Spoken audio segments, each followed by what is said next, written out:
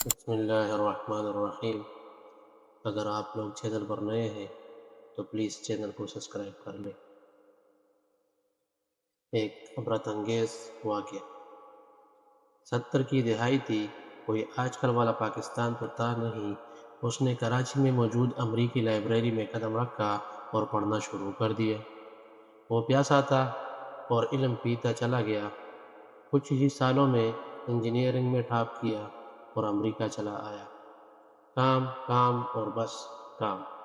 وہ اپنے خاندان میں واحد گریجویٹ تھا، اکیلا خوش نصیب جسے ملک سے باہر کام ملا، اور واحد کفیل۔ کام کے دوران اس کی ایک وائٹ امریکی مارگریٹ سے شادی ہو گئی۔ ترقی پر ترقی، اپنا گھر، اپنی گاڑی، بینک بیلنس، وہ منزلوں پر منزلیں طے کرتا چلا گیا۔ کافی سالوں بعد وہ آج اپنی بیوی کے ساتھ پاکستان لوٹا۔ 83 کا زمانہ تھا۔ یہ لوگ خوب خوش ہوئے، مگر ایک ضروری کام سے کمپنی نے واپس بلا لیا۔ بیوی کو پاکستان چھوڑ کر ایک ہفتے کے بعد واپس آنے کا کہہ کر وہ امریکہ روانہ ہو گیا۔ 26 گھنٹوں کے طویل سفر کے بعد اس نے رات کی تاریکی میں نیو یارک میں موجود اپنے گھر کا دروازہ کھولا اور بستر پر آ کر اوندے منہ لیٹ گیا کہ صبح کام پر پہنچنا تھا۔ اس نے بمشکل 6 بجے کا الارم لگایا۔ صبح اس کی آنکھ 11 بجے کھلی۔ وہ کافی دیر تک حیران و پریشان گھڑی کو دیکھتا رہا۔ اس نے چھلانگ مار کر بستر سے اٹھنے کی کوشش کی، مگر یہ کیا، وہ تو اپنے آپ کو 1 انچ بھی نہ ہلا پایا۔ اس نے گھبراہٹ میں چیخنا چاہا مگر کوئی آواز نہ نکل سکی۔ رات کے کسی پہر جب وہ خوابوں میں دنیا پتہ کر رہا تھا تو قدرت کو کچھ اور بھی منظور تھا۔ اسے فالج کا اٹیک ہوا اور صبح تک اس کا جسم، اس کا چہرہ اور تمام عضلات کسی بھی قسم کی حرکت سے معذور ہو چکے تھے۔ اس کا دماغ کچھ کام کر رہا تھا مگر اسے بڑی مشکل پیش آ رہی تھی، یہ سوچتے ہوئے کہ وہ کون ہے، اس کا نام کیا ہے، بیوی بچے ماں باپ کون ہے۔ وہ سب کچھ بولتا چلا جا رہا تھا۔ یادداشت کا کونا بالکل ایسا ہی ہے جیسے کوئی قسطوں میں خودکشی کرے۔ ہلکے ہلکے، ربط ربط، مدم مدم، وہ تمام لوگ جن کے ہونے کو ہم زندگی کہتے ہیں دماغ سے رخصت ہوتے چلے جاتے ہیں۔ دل میں رہتے ہیں مگر دل تو احساسات کا مجموعہ ہے۔ شکل کو نام اور صفات تو دماغ دیتا ہے۔ مسٹر صدیقی کو بستر پر پڑے پڑے آج تیسرا روز تھا۔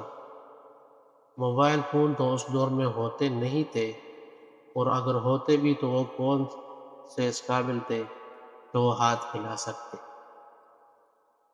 گھر میں موجود فون بجتا رہا، کبھی آفس والے کال کرتے تو کبھی پاکستان میں گھر والے۔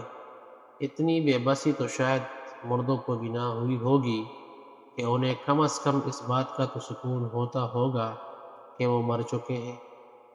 مرنا کتنی بڑی نعمت ہے، انہیں آج سمجھ آ رہا تھا۔ چوتھا دن، 5واں دن اور آج 6واں دن۔ غلطی سے آج ڈاکیہ دروازہ کھلا دیکھ کر مسٹر صدیقی کو ہیلو ہائی کرنے آ گیا کہ ان کے اخلاق اچھے تھے اور وہ ہمیشہ ڈاکیے کو دیکھتے تو حال احوال پوچھتے۔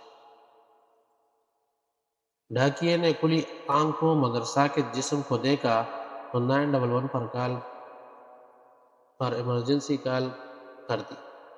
وہ آئے اور اٹھا کر لے گئے۔ اگلے 9 ماہ صدیقی صاحب کومے میں رہے۔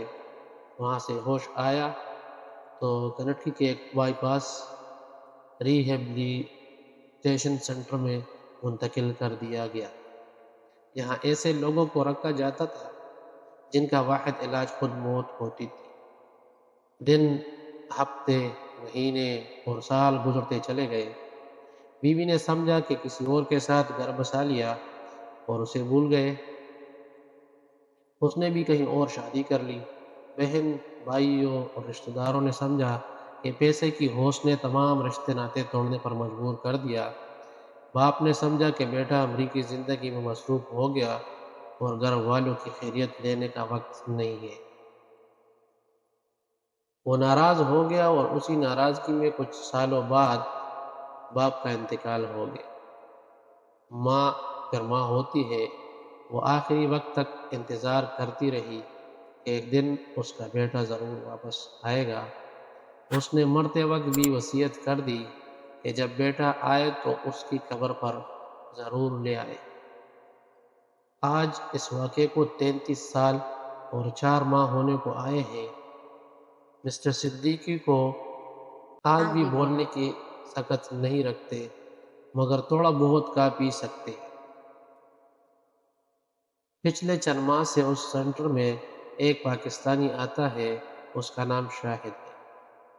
شاہد انہیں دیکھتا تو اسے شک گزرتا ہے کہ یہ پاکستانی ہے، مگر ایک کلین شیو بوڑھے کو دیکھ کر اندازہ لگانا مشکل تھا۔ بول تو وہ سکتے نہیں تھے۔ آج مسٹر شاہد کو ایک ترکیب سوجی، وہ گھر سے پاکستانی چکن بریانی لے گئے اور مسٹر صدیقی کے سامنے رکھ دی۔ مسٹر صدیقی کے پورے جسم میں صرف آنکھیں بولتی تھی، آج تو جیسے وہ اگل پڑے۔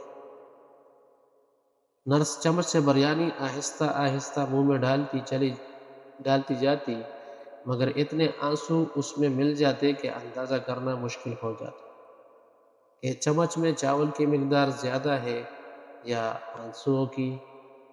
یہ آنسو اس بات کا ثبوت تھے کہ بندہ یا تو پاکستانی ہے یا انڈین۔ شاید نے مریض کو گلے لگا لیا اور دونوں نہ جانے کتنے دیر تک روتے رہے۔ اگلے 6 ماہ میں شاہد نے سب پتہ لگا لیا کہ شخص کون ہے، مگر اب 33 سالوں بعد فیملی کی تلاش ایک بڑا مسئلہ تھا۔ اس نے ان کی تصویر کھینچ کر فیس بک پر لگا دی۔